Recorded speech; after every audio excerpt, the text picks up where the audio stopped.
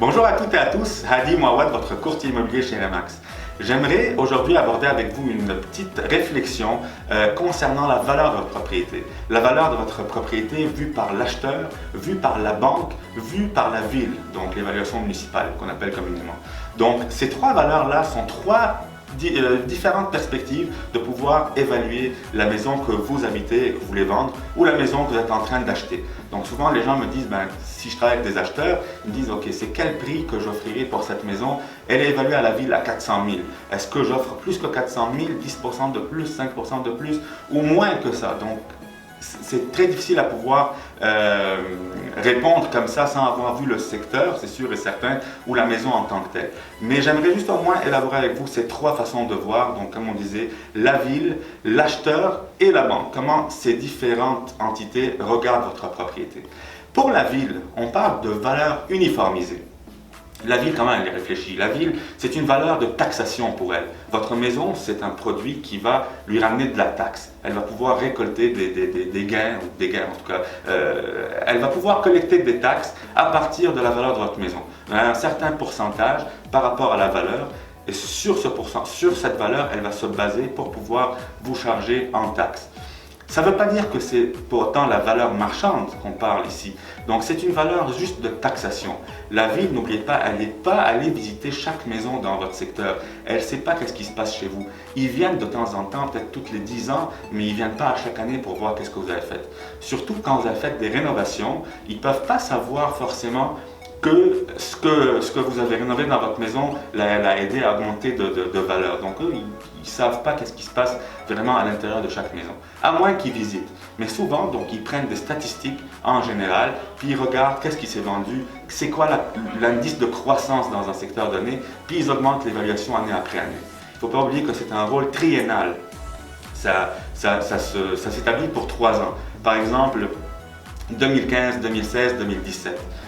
C'est un rôle fixe. En 2018, ça va rechanger, donc ça va augmenter. C'est fixe pour chaque 3 ans. Donc ce qu'on est en train de fixer comme valeur en 2015, il est établi par rapport au prix de 2014 aussi. Et si la maison je la vends en 2018, déjà il y a un décalage de 4 ans entre la valeur marchande de 2018 et la valeur de référence que la ville a adoptée, qui est une valeur basée sur 2014.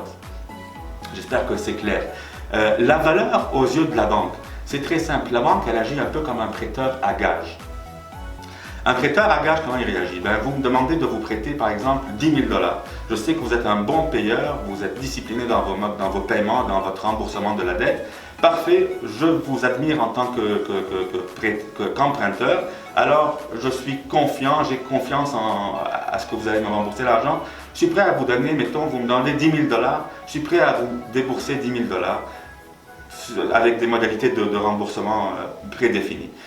Si par exemple, pour me protéger en tant que prêteur, j'aurais toujours besoin que vous me donniez quelque chose en garantie, en contrepartie.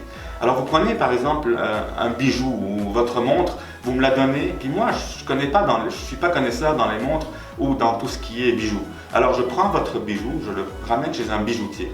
Le bijoutier va m'établir une valeur. Il dit ok, ce bijou-là, il vaut 7 000 $. Dans ce cas-là, je ne pourrais malheureusement pas vous prêter 10 000 parce que le bijou que vous mettez en ma possession en contrepartie, il vaut seulement 7 000. Si ce bijou-là valait 12 000, je serais à l'aise de vous prêter 10 000. Pareil pour la banque. La banque, elle est conservatrice. Pour acheter une maison à 400 000, si parfois, par exemple, la banque l'évalue à 370 ou 360, elle ne pourra jamais vous offrir 400 000 parce que l'hypothèque, ils font une garantie en contrepartie. Donc si la maison vaut plus cher que ce que par rapport à la banque, elle ne vous prêtera pas l'argent suffisant pour l'acheter. Dans ce cas-là, vous allez devoir débourser de vos poches la différence. La valeur marchande, c'est ce qui nous intéresse le plus. Votre maison vue par l'acheteur. Un acheteur qui magasine aujourd'hui, combien il serait prêt à payer pour votre maison? Et cette valeur-là, elle est établie par les comparables. Donc on regarde qu'est-ce qui s'est vendu vraiment sur la même rue ou dans un rayon de 1 km, des maisons qui ressemblent vraiment à celle-ci. Puis là, on va dans le détail. On va voir, est-ce que la cuisine est rénovée? Est-ce que les salles de bain sont rénovées? La toiture est-elle refaite? Les fenêtres, les planchers, etc. Donc plein de petits paramètres qui vont aider à donner une valeur juste. Et encore, on ne peut jamais dire votre propriété, elle vaut 402 765 $ et 27 sous. Quelqu'un qui vous dirait ça, il vous ment. Donc il y a toujours une fourchette de prix et c'est toujours l'offre et la demande. On a parlé dans plusieurs vidéos précédentes. L'offre et la demande, c'est la loi qui règle, qui gère un peu le marché immobilier. Donc souvent, on peut aussi sortir des statistiques, on peut savoir dans un secteur donné, la valeur marchande, elle est située à combien par rapport à la valeur municipale. Donc parfois c'est 10, 15, 20% de plus, parfois c'est 5, 10, 15% de moins. Si j'achète moins que la valeur municipale, le prix que j'offre en tant qu'acheteur, il est moins que la valeur municipale, ça ne veut pas dire pour autant que je suis sur un merveilleux deal. Parce que si la tendance dans tout le secteur est que les maisons s'achètent ou se payent moins cher que l'évaluation, donc j'ai aucun avantage à la payer moins cher. Tout le monde la paye moins cher, sa maison. Donc dans ce cas-là, il faut vraiment voir pour le secteur en particulier, c'est quoi la norme, c'est quoi la tendance, puis par rapport à ce chiffre-là, je me base pour offrir un prix. Donc, pour plus de détails concernant l'évaluation de votre propriété, ou si vous êtes intéressé à acheter, puis vous voulez faire une offre d'achat sur une propriété et vous ne savez pas à quel prix la faire, contactez-nous tout de suite. N'hésitez pas, on est là pour vous aider. Hadi Mouawad, votre courtier immobilier chez Remax. Merci et à la prochaine.